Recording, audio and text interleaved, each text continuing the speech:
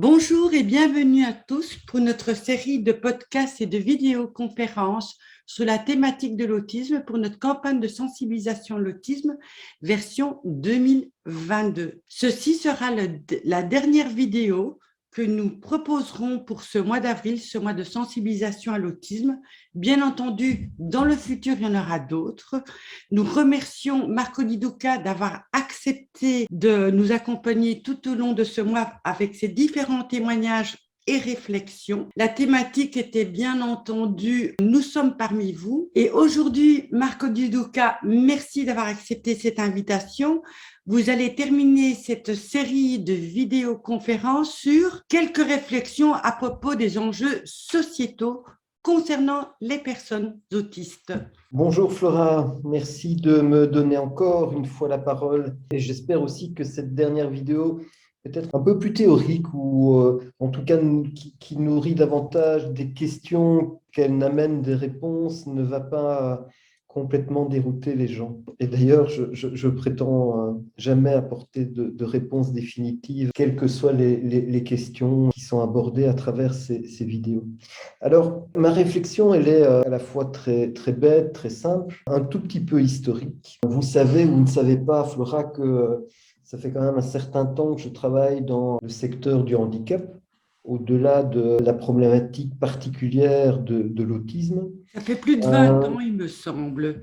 Plus au moins une dizaine ou une quinzaine d'années de plus. Je voudrais simplement revenir à cette notion d'inclusion, d'intégration, pour rappeler, si besoin en est, que toute la problématique de la place des personnes en situation de handicap, c'est une problématique qui résonne depuis très longtemps. Il y a eu beaucoup de modèles théoriques, de propositions d'actions qui ont débuté notamment en Europe du Nord, mais aussi au Canada. Je ne vais pas refaire tout l'historique, mais on est dans ces premiers questionnements, on est autour des années, début des années 80 à peu près. Et on est passé progressivement de l'idée de valorisation des rôles sociaux, à l'idée d'intégration, à l'idée d'inclusion. Le premier point d'arrêt sur lequel moi j'ai envie d'insister, c'est la notion d'inclusion.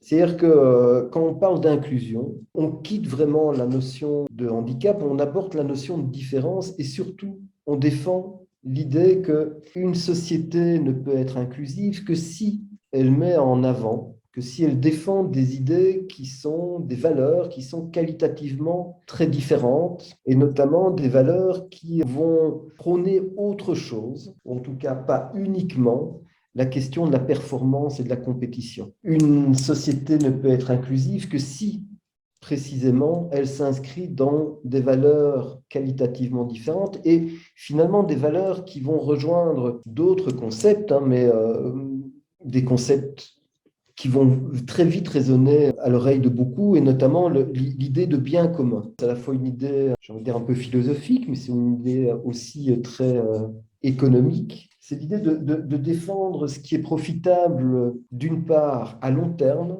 et d'autre part, pour l'ensemble des membres d'une société. Et cette question de bien commun, elle est évidemment bien plus large que la question de l'autisme de manière spécifique. Elle va rejoindre, je disais, des aspects économiques, mais des aspects aussi de climat, etc., etc., etc. Les nouvelles gouvernances et tous ces mouvements qui veulent revoir et revivre et refonder une manière de vivre ensemble plus équitable pour chacun. Il y a cet aspect de gouvernance, mais au-delà des moyens, on pourra y revenir. Il y a vraiment enfin en tout cas moi, ce qui me tient à cœur, c'est sur quoi j'ai envie d'insister, c'est la valeur donnée à chaque individu et l'opportunité pour chaque individu de pouvoir exprimer cette valeur et à travers cette expression, de participer lui-même au bien commun. J'adhère complètement. Je pense que beaucoup de gens adhèrent à cette vision, au-delà de l'autisme d'ailleurs. Oui, enfin, je pense. Et en même temps, on peut y adhérer et puis quand même avoir beaucoup de mal à la concrétiser et la mettre en acte. Il faudrait actuellement les accompagnements et la vision et ce qui est fait, en tout cas ici en Belgique, on est encore loin de ce modèle-là. Et si ce modèle-là s'approche de plus en plus dans certains pays dits du Nord et autres. Ici, il y a encore beaucoup, beaucoup, beaucoup de travail pour y arriver. On est encore dans l'idée de performance, dans l'idée de se surpasser ou de surpasser ou d'aller au-delà de. Oui, oui, oui, sans doute. Maintenant, je ne voulais pas uniquement pointer ça. Je voulais très modestement soulever des questions qui sont juste à côté ou qui vont juste un pas plus loin. Dans cette idée de l'économie du bien commun, il y a beaucoup de gens qui ont écrit, hein, notamment des économistes qui ont écrit à ce propos. Et il y a un économiste indien, j'y faisais référence dans une vidéo précédente, qui introduisait un de ses livres avec une parabole, la parabole de la flûte. Il faut imaginer que vous avez une flûte et qu'il y a trois enfants qui se disputent la flûte. Et la question est de savoir à qui vous allez donner la flûte. Qu'est-ce qui va être le choix jugé le plus juste? Et parmi ces enfants, il y a Victor. Victor est l'enfant qui a fabriqué la flûte. Est-ce qu'il est plus juste de donner la flûte à Victor? Il y a Ariane. Ariane est la seule qui sait jouer de la flûte. Et elle en joue très bien. Et puis, il y a Méridith. Et Méridith, elle n'a aucun jouet. Et donc, est-ce qu'il est plus juste de donner à Victor, qui finalement mérite la flûte, puisqu'il l'a fabriquée?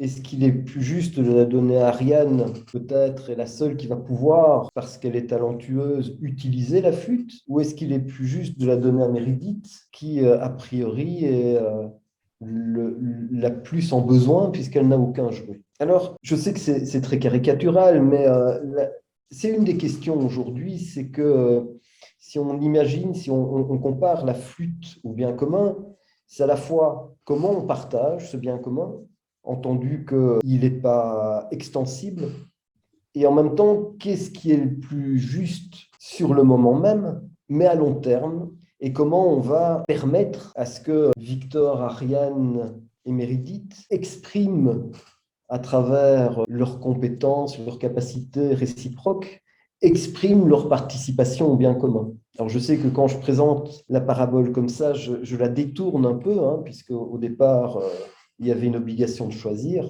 et cette obligation entraînait des choix qui étaient des choix économiques. Là, quand on rajoute cette question du bien commun, il y a aussi cette idée de comment je répartis les richesses disponibles à un moment, de sorte que les gens qui vont en bénéficier vont pouvoir participer par la suite à enrichir le bien commun et donc, par voie de conséquence, à enrichir l'ensemble des personnes. Alors, ça peut paraître un peu théorique, tout ça. Pourtant, pour moi, c'est une des manières de justifier l'importance à la fois du diagnostic, mais aussi de l'accompagnement, et aussi, au-delà de l'accompagnement, d'une réflexion plus large sur quel rôle, quelle place je peux permettre de jouer aux personnes, entre guillemets, neuroatypiques, aux personnes qui ne vont pas s'inscrire naturellement dans cette logique de performance, de compétition, mais qui, au-delà du fait qu'elles ne vont pas spécialement pouvoir s'y inscrire, vont peut-être précisément parce qu'elles abordent les choses différemment, nourrir qualitativement et parfois quantitativement le bien commun différemment. Un Et instant, ça, Marco. pour moi, c'est vraiment, vraiment, je suis désolé C'est essentiel, je d'insister. voudrais que vous ressouligniez cette phrase et qu'on la redise très lentement. Quelle place est-on prêt à laisser à ces personnes dites différentes? Tout est là, hein. C'est un choix conscient, c'est une volonté et c'est une action. C'est le faire ou pas. Et c'est très important parce que quand vous avez terminé votre phrase, vous dites qu'il amène des choses de manière différente, enrichissante. Au-delà de dire ça, Marco, est-ce que vous avez des pistes pour qu'il y ait cette prise de conscience ou pour ce basculement? Que faudrait-il faire? Alors, je ne prétends pas avoir toutes les pistes, toutes les solutions. Il y a des pistes et des solutions qui sont défendues à des tas de niveaux par des tas de personnes. Ce qui est, je trouve, important, au-delà d'identifier ces pistes, c'est de comprendre aussi le contexte, les idées, les valeurs qui vont permettre à ces pistes de se réaliser et, de manière concomitante, d'oser identifier le contexte, les valeurs, les idées qui empêchent à ces pistes de se réaliser. Il y a une phrase que j'aime bien,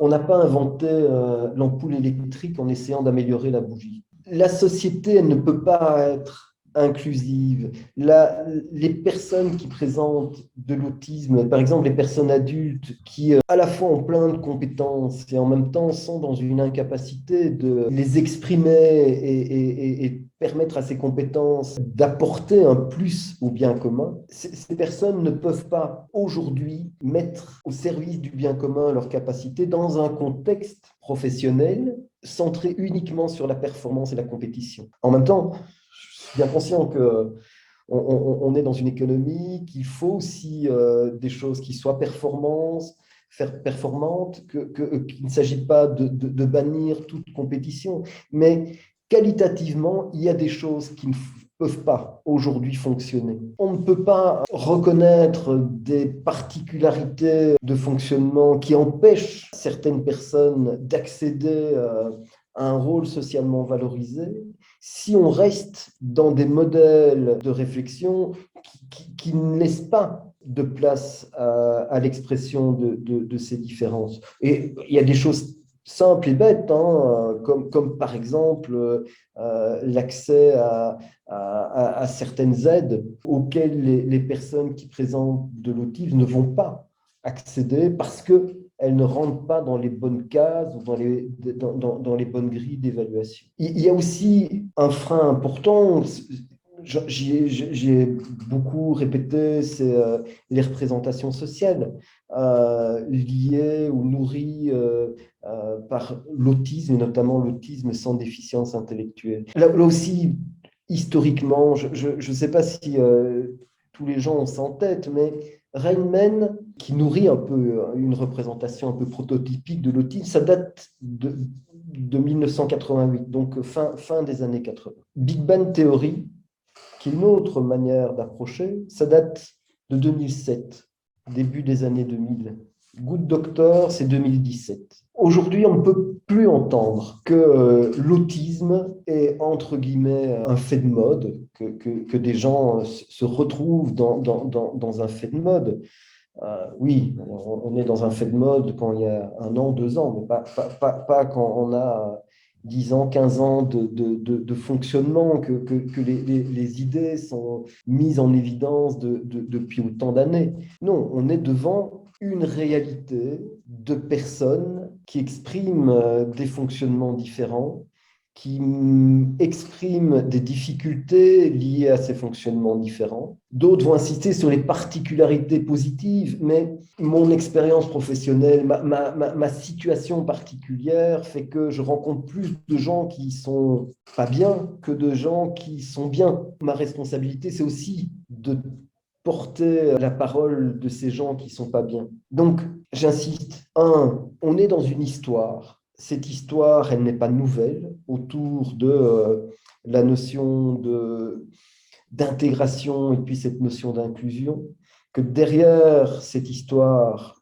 ou au cœur de cette histoire, il y a tout l'enjeu du bien commun. Et l'enjeu du bien commun, c'est un enjeu à la fois universel, au sens où il doit profiter à tout le monde, mais aussi perpétuel, au sens où le bien commun, il n'a de valeur que sur du long terme. Et la problématique de l'autisme, notamment de l'autisme sans déficience intellectuelle, elle nourrit particulièrement fortement toutes ces questions. Et ce qui est important, vraiment important, c'est que au-delà du soutien de la parole des personnes qui présentent ce fonctionnement différent et des difficultés qu'elles peuvent vivre, il y a, en tout cas, c'est aussi quelque chose qui me motive, il y a des bénéfices qui peuvent être tirés pour l'ensemble des personnes, y compris, vous savez que je n'aime pas ce mot, des personnes entre guillemets neurotypiques. Je pense que tout le monde a à gagner à ce que la société soit un peu moins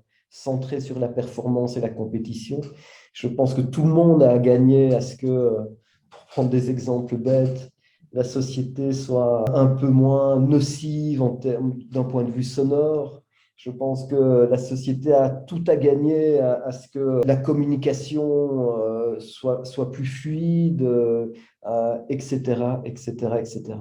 Oui. Donc voilà sur quoi je voulais un peu terminer cette série de petites vidéos. C'est extrêmement intéressant, judicieux, et moi qui pensais serait la dernière, en fait, vous aurez la porte à bien encore d'autres questionnements et j'espère qu'on aura le plaisir de vous avoir parmi nous.